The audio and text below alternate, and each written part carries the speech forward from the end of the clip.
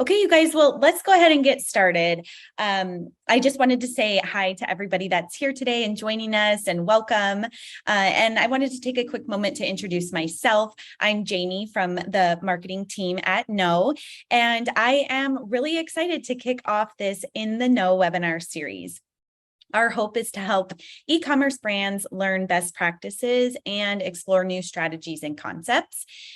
Just a couple things to note before we do jump into today's presentation is I will be sending out a follow-up email, and that will include the recorded version of this webinar. But I did want to let you guys know we will be having a Q&A session at the end of the presentation. So do be sure to stick around for that. You can ask your questions live, or I can ask them to our speaker live for you. And you can just utilize the Q&A box here in Zoom for that. Also, if you have any questions regarding Know, or if you're looking to sign up for a Know account, you can always reach out to us at hello@knowcommerce.com, and we are always happy to help. So with that, I would like to introduce our speaker today. This is Sarah Levinger, and Sarah has been an ad buyer and UGC strategist, and she also helps DTC brands utilize psychology-based creative to increase conversions and profits. So today I'm so excited because Sarah is here to share all about using customer insights to drop acquisition costs. So that was a whole mouthful from me. So Sarah, I'm going to go ahead and pass it over to you. Thank you so much. I'm so excited to be here today. This is going to be really, really fun, I think, because one, I just love your team. The people at Know are just really nice. They're very sweet. And I appreciate just having kind of a time to talk to you guys about this stuff, because if you follow me on Twitter, you've seen that Sarah talks a lot about psychology and creative and a whole bunch of other different topics. But I rarely get to talk to like people one-on-one or in webinar style where we can actually ask questions and I can answer them. So this will be really fun. I want to start off by actually telling you guys just a quick story. So I want to tell you the story of the most powerful comment that I've ever read. And I'm a creative strategist, so my job literally involves reading thousands of comments every single month. Actually just built an AI system that will read them for me now, but I used to have to do these by hand. So I was spending hours and hours just reading down all of the comments for the brands that came in and wanted to do strategy with me. So this particular comment stuck with me for a long time, and it really changed how I view marketing in general. The entirety of my foundational marketing knowledge just flew out the window as soon as I read this one. So for context, I was working with a brand probably about 2 months ago that came in, and they were struggling a lot after iOS 14. They were trying to break into the beverage space. So they were specifically non-alcoholic. It was interesting because their product was based upon one concept, and that was happy tea, which is really interesting. It sounds odd. It sounds like the strangest thing you've ever tasted, but it was really, really good. They sent me some product and I tried it, and I'm not even a beer drinker. And I was like, this is really good. So the problem that they were having was they had an exceptionally high acquisition cost. As soon as their customer got to retention level, everything was breezy for them, super easy. They had a lot of retention on that particular side, because as soon as people got hooked on the product, it was easy for them to come back and buy more. But their acquisition costs were out the window high. They were just so astronomically high. And they had such a hard time figuring out how to continue their paid advertising because it was ridiculous to get people in the door. So they were starting with a customer acquisition cost of $188, which was pretty high. So I came in and did an entire process that I can go through. And this pertains back to this particular comment.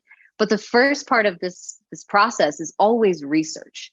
I love doing research first because I can't do any sort of strategy without it.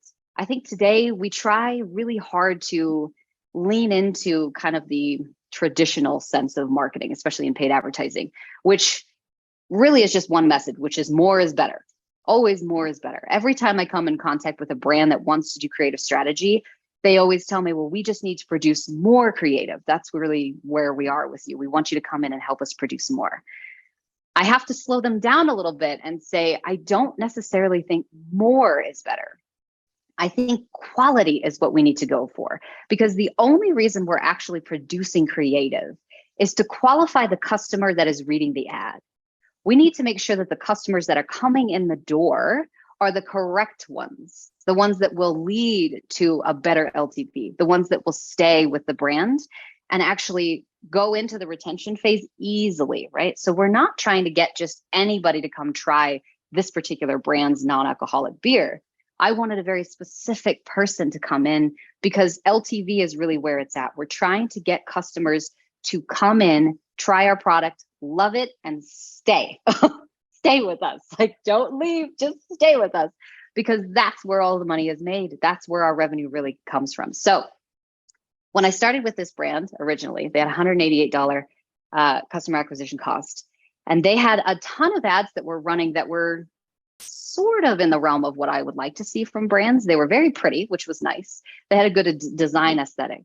But the messaging that they were using was a little bit off. So it was my job as a creative strategist to go in and say, okay, how do we figure out what the customers actually want to hear?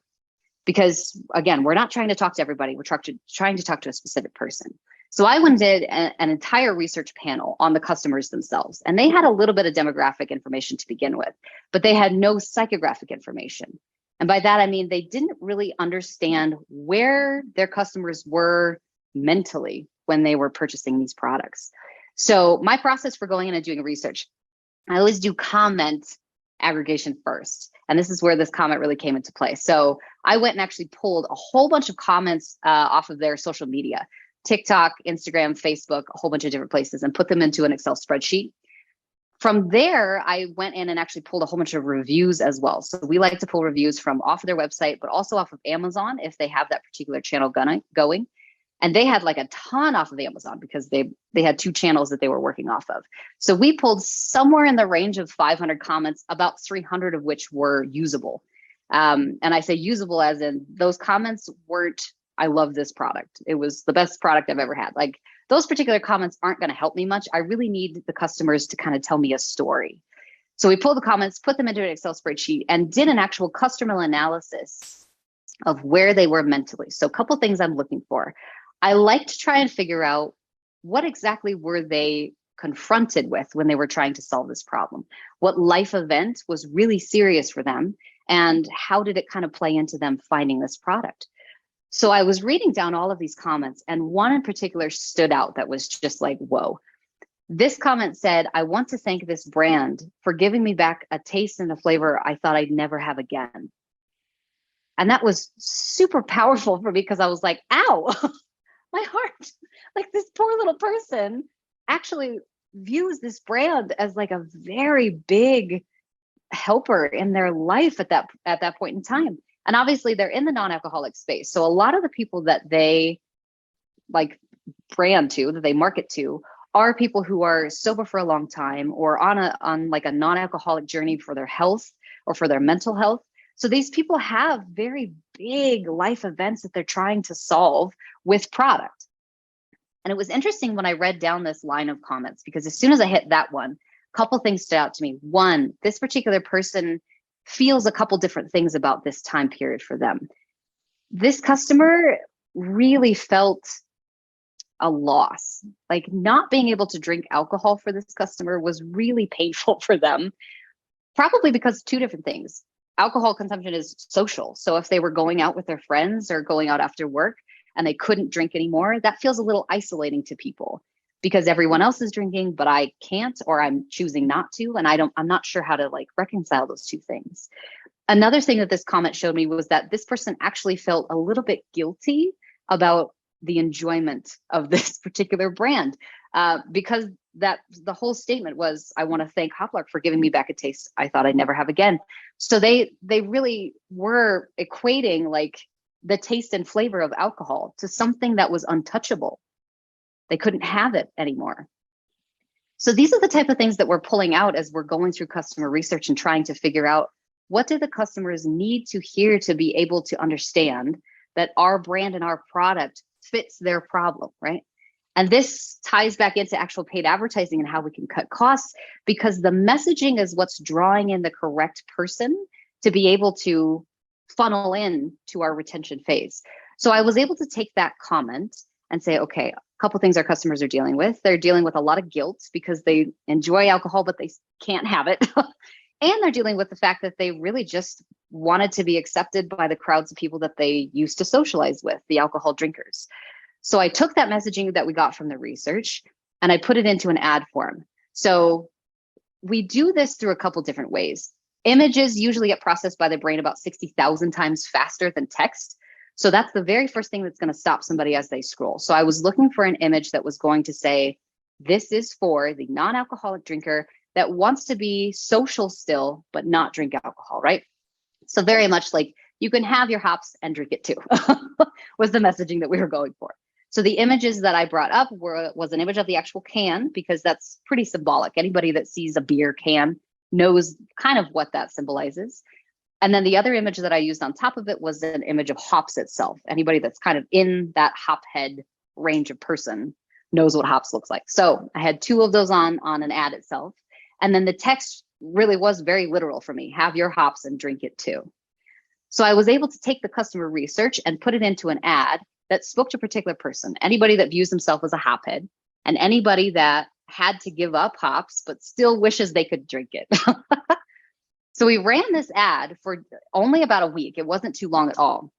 And within that time, they were able to drop that customer acquisition cost from $188 down to $132. So that was a 30% drop in acquisition costs just from a design and a message alone. That was the only two things we changed. We didn't change the price of the product. We didn't change any of the landing pages. We didn't change any of the brand itself.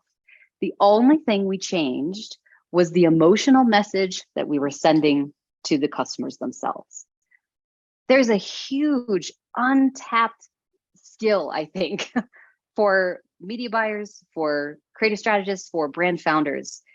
If you can dive into being a little bit more empathetic with your customers from a research standpoint, not only is it going to help your customers feel better connected to the brand, it's also going to cut your costs down quite a lot, because customers aren't coming in and scrolling and seeing an ad and making a logical decision. They're making an emotional one. So just to give you kind of an idea of how the brain works, 95% of our decision-making processes go through the subconscious itself. So we're not actually making logical decisions on a daily basis. We're making subconscious ones. And this is just based upon the fact of however old you are. This year I'm going to be 34. So that's 34 years of experiences and worldviews and opinions and all kinds of different interactions with brands and products that are now recorded in my subconscious. And so it makes it easier for me to make faster decisions. So as we're going through and scrolling and seeing the ads, the only thing the brain is doing is trying to filter through all of the noise on the page until it recognizes something that's important to the subconscious at this point in your life. So for this particular customer and this brand, it was really easy for me to say, okay, this customer is really struggling with a point in their life where they can't drink alcohol and they want to. We'll put it into an ad form and we'll push it to the subconscious side of this person's decision-making process. And that is what lowered costs for this particular brand. The other thing that you could pull out of customer research that helps a lot is angle ideation. So almost every media buyer that I've worked with has told me that it's very, very difficult for them sometimes to come up with like a multitude of different angles to try and push our paid advertising towards, because they are the ones that have to come up with all the ideas. Should I go towards this crowd? Should I go towards this demographic? It gets a little taxing, like time heavy on the brain. So when you go through and do the research, not only are we pulling out things like what life event are they struggling with, we're also pulling out things like who are they influenced by? What kind of emotional drivers are important to them at that point in time? And what kind of a person are they? And this is important too, because as you go through and you're trying to build new avenues for generating revenue and getting better acquisition in place, you need to have kind of a wide bucket of people to pull from. I've had questions on Twitter actually recently. One guy commented and he said, well, what happens if you've already tapped into the entire bucket?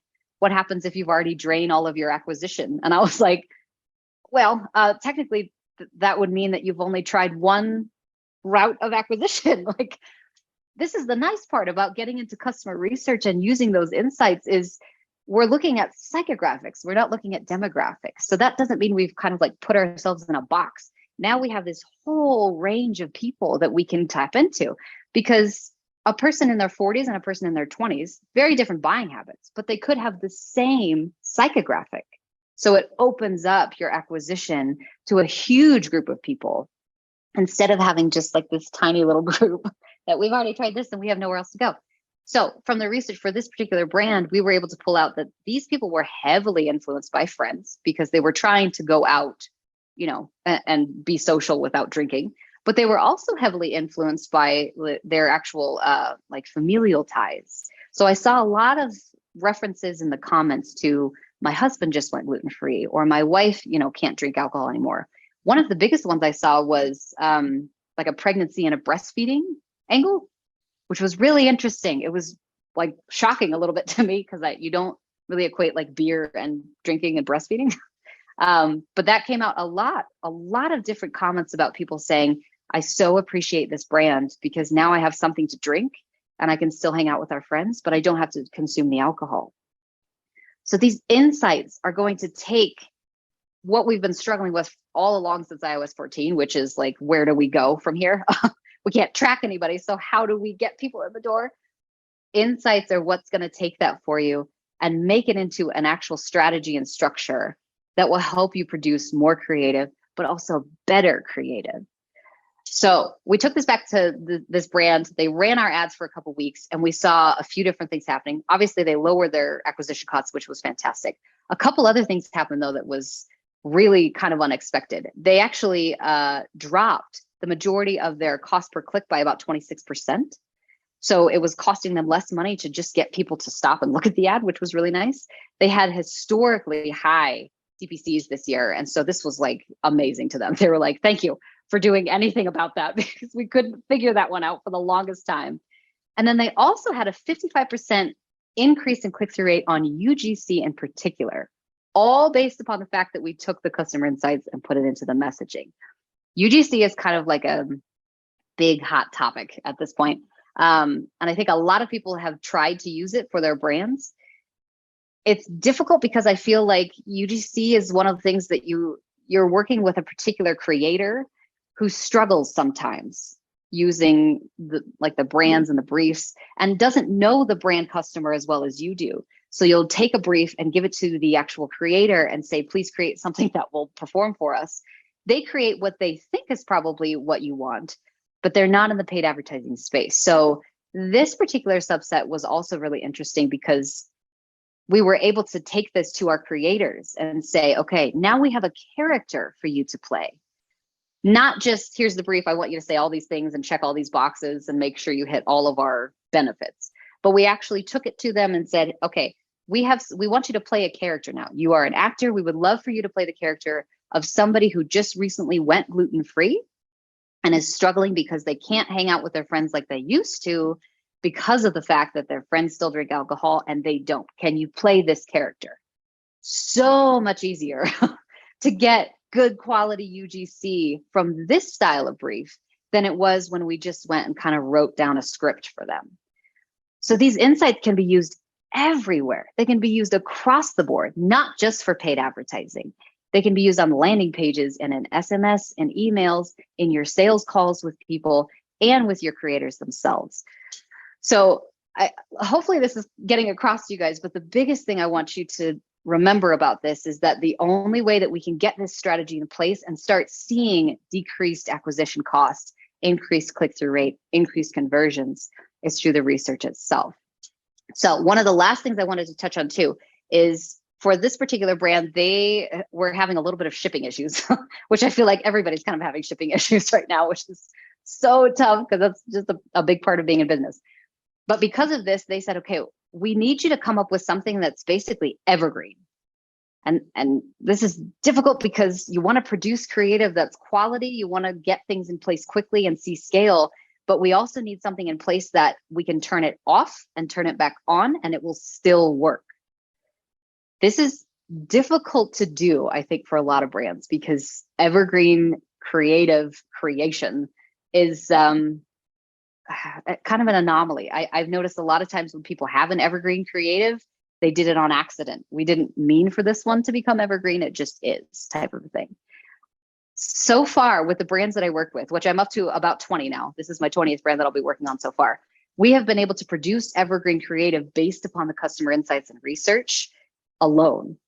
And that I think is huge. Being able to have a piece of creative that you can turn off and turn back on, I think is just monumental, because it saves you money in the long run. We don't want to be producing hundreds of pieces of creative every single month and not really know whether or not that's going to produce anything. You really want to take your time and use these customer insights to be able to produce creative that you know is going to stay for a long, long time, because it's just going to save you tons of headache and tons of heartache, I think, over time. So that's kind of the synopsis of this. And that particular comment was what stemmed all of this, was just based upon one person's view of things and how they were using the brand to solve an emotional problem really helped us cut costs, increase conversions, and help this brand scale overall. And they're still running these ads today. So it's amazing what you can do if you can get this system in place. And it's all based upon empathy and being much more in tune to what your customers are dealing with in their everyday life. Thank you, Sarah. That was wonderful. We didn't get any questions in the Q&A box, but if anybody would like to raise their hand, if you do have a question, I'm happy to unmute you and you can ask Sarah here live. Do we have any questions? Anything else you want Sarah to touch on? Or Sarah, is there anything else that you want to leave everybody with?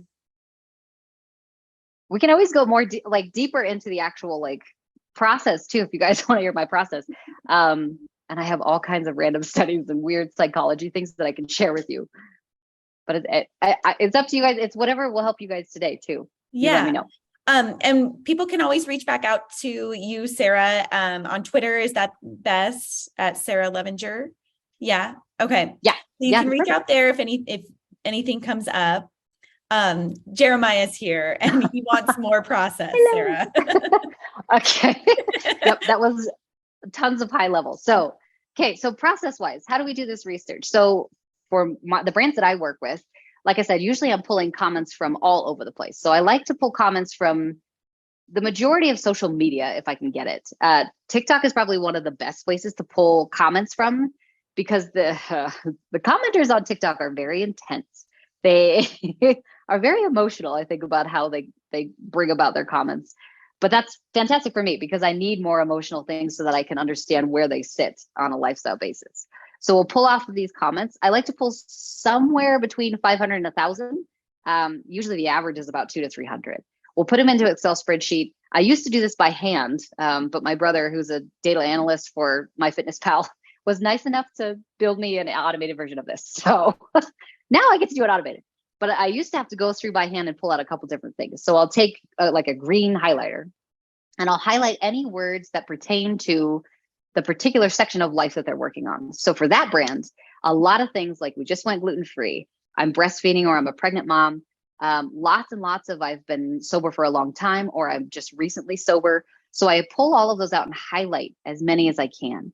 I'm looking for trends of not just what life, event are they going through, but I'm also looking for things that pertain to how long they've been on this journey. I think it's difficult because most brands assume that their customer journey is pretty short. We only really, in Facebook terms, I've recently seen 7-day click, 1-day view. That's as long as the attribution window is. When in reality, the customer journey is actually way longer than most people think it is. Good example. My husband just recently bought an Omega Speedmaster watch. I don't know. It's like a super fancy watch. Interesting though, his journey from wanting it, the first day that he knew he wanted this watch, all the way to purchasing it was 15 years. So he saw the original ad for this particular watch in, I think, a magazine or something, in his teens. And he was like, this is the watch that I want. And then he waited for 15 years until he got into his 30s. And he was like, now I have the time and the money and I want to purchase it now. But it's interesting because when I bring that to brands, they're like, that's a long time, Sarah. And I'm like, I know, that's a really long time. 15 years, this is just a whole long time to wait. But for that brand, they just stayed top of mind enough, I think, that he just got sold on it, and that was the one he wanted. It's and a benefit to them because this particular watch is pretty expensive, so it's a benefit to wait 15 years for them. But for some brands, they want to shorten that time period. So that's what I'm looking for when I look in those comments, is what life event are they working on, and how long did it take them to get from problem to solution. So for this brand, we saw kind of all across the board, but for the sober crowd, it was about a year. They've been on that sober journey before they found this brand. And for anybody that was on their gluten-free kind of in that particular subgroup, it was about 6 to 8 months is what we noticed. So that will change. That changes our messaging. We can use that in an ad form and say, did you just recently become gluten-free, or do you want to, stay committed to your sober journey? 2 different messages and 2 different crowds, but the quality of the people coming in the door will be higher because we've been able to call out how long they've been on their journey and which journey they're on. And then once we go through and we actually pull out all those green different highlighters, I take a yellow one and I look for those influencers that these people are involved with. So I'll highlight anything that pertains to a relationship that they have. So I'm looking for, are they referencing my mom? Are they referencing their friends? Are they referencing their boss? Like, who's coming up in the comments a lot so that we can tell who's going to be best referenced in the ad. So almost all of them pertain to their social groups and their friends. But there were quite a few that was, like I said, husband and wife, which was kind of nice. And then we saw just a few that were like daughter and mom went on a gluten-free journey, or a father-son went on gluten-free journey. And we can use that in the ads as well. From an ad standpoint, easiest way to do that is use imagery. So I'll take a crowd of people. I always want to, we ran a ton of ads that just did images of crowds of people around a campfire, or, people at a brewery, those type of things. And it was easier for people to understand context that way. So this is where, the research is just so invaluable to me, because now I know which images I need to pick, which text I need to use, what types of people I need to have. I need to have somebody that looks like a mom, somebody that looks like a daughter, right? It's so invaluable to have this insight, because I can't do creative strategy without it, honestly, because it's too difficult for me to just guess, because we've just been guessing for like a really long time. But the actual research helps me build a better creative strategy, because now I know what will work instead of just kind of guessing what will work. So the last thing that I highlight, usually like in blue or pink, obviously you can use any color you want. Usually I'm highlighting those emotional words. So when I say emotional words, I'm not specifically looking for happy, sad, mad, whatever it is.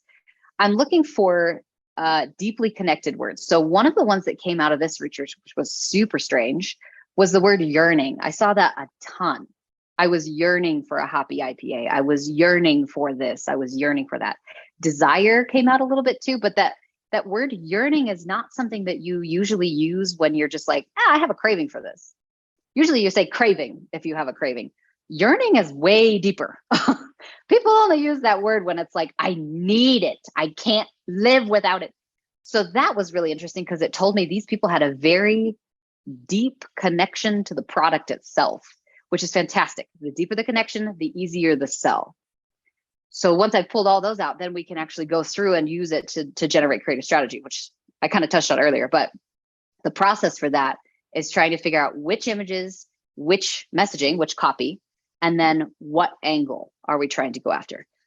That makes it easier, because now you're just doing combinations of things. You're not necessarily doing, okay, we're just going to test this one this week and that one next week, and then we'll just iterate off of what's working.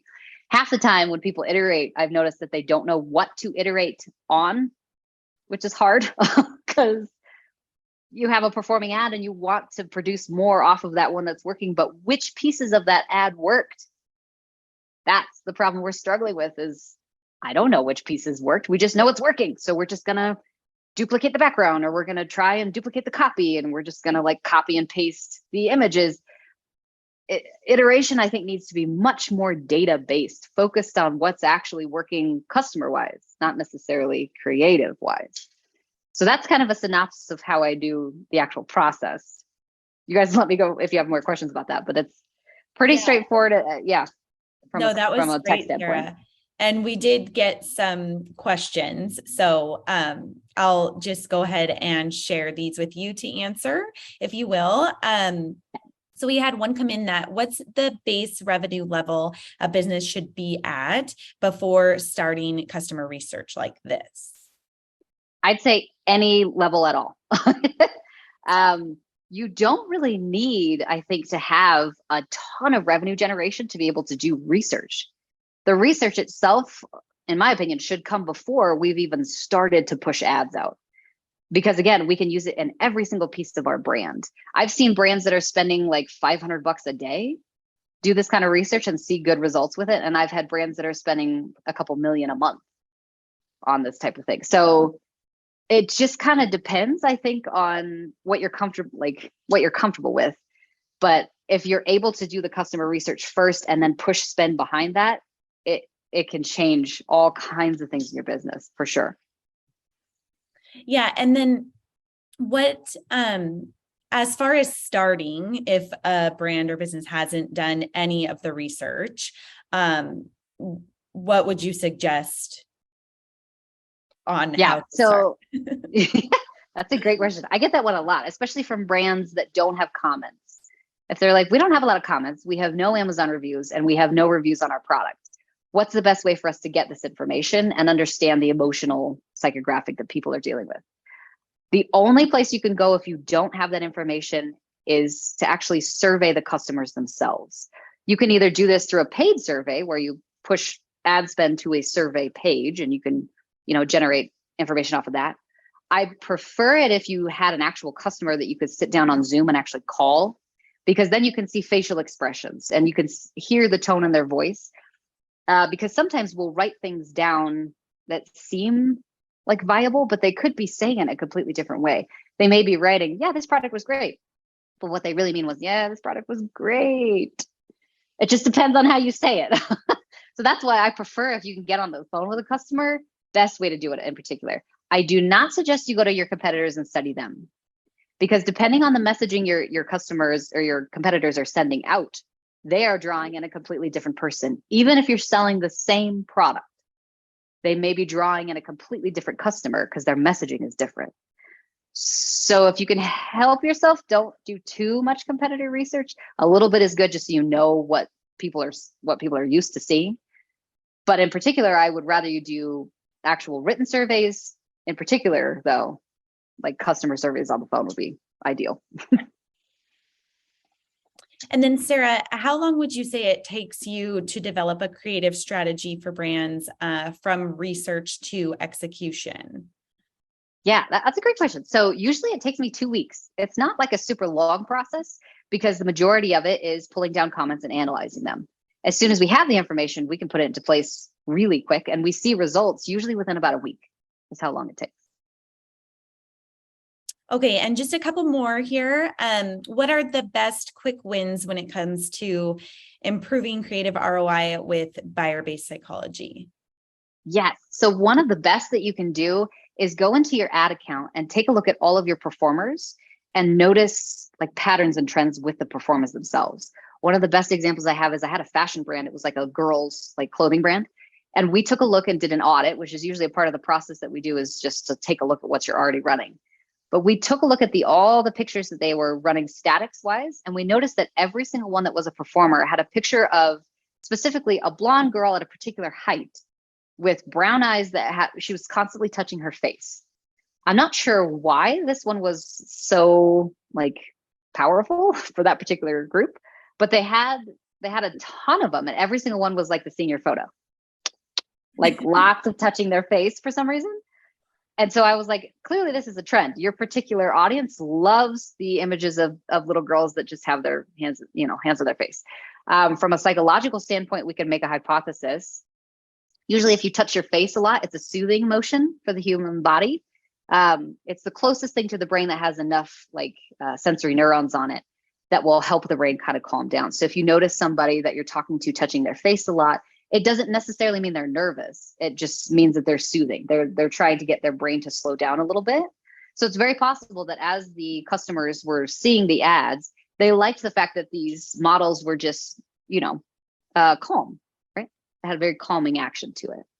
So obviously we'd have to do a ton of testing to prove that theory. But the only thing we knew for sure was the fact that they had a ton of ads that people were touching their face. So we can iterate off of that. That's one of the easiest ways to go in and just start to do a little bit of customer testing, even before you do any of the research. Okay, Sarah, last question for you. You did talk a little bit about the database iteration. Could you give some examples that you've done in the past of that? Yeah, so are you talking like creative iteration? I believe so. This question came in. Yeah, I think so, if you want to answer it. Yeah. So with creative iteration, like I said, most of the time we see a lot of media buyers and even the designers themselves will go in and just take a piece that's performing and kind of like, here's something similar type of thing. It's a little bit difficult to do that and actually see results because one, it will either fatigue really fast because it's too similar, or two, it's not going to do anything at all because what was working on the original ad didn't get into the next iteration.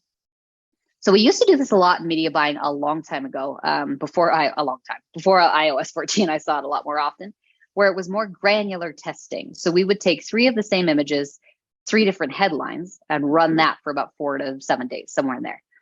The interesting part about doing that is then you can tell which headline is going to hit the best. And then we take that, bring it back in, and do 3 different images with the same headline. Doing testing this way, I think, takes a lot longer because you're doing it 1 week at a time. But I do this a lot for evergreen ads in particular because it tells me which piece of the ad was working. This way we can find combinations way easier, and we know they're going to work for a pretty long time because they continue to work week over week. So this is probably the best way to do iterations. I usually start with images and try and figure out which images are going to hit best. Then we'll roll through a roster of a whole bunch of different headlines themselves, sometimes with subtitles, it just depends. And then we'll go through and actually do description testing, headline testing, and that's specifically for Facebook. It's different, obviously, if you have UGC and things. But testing one piece at a time is going to be way easier for you to figure out which pieces are working and which pieces are not. That's the easiest way to do it, at least. Perfect. Thank you so much. And thank you everybody for joining us with Sarah. It's been so great. I wanted to let everybody know, since we have concluded the Q&A, that our next In the Know webinar will be on August 24th at 9:30 a.m. Pacific Standard Time, and that's 12:30 Eastern Time, with Yasmin Nazari, the co-founder of Peel Insights. And then once again, if you do have any questions or you need anything from us here at Know, you can always reach out at hello@knowcommerce.com.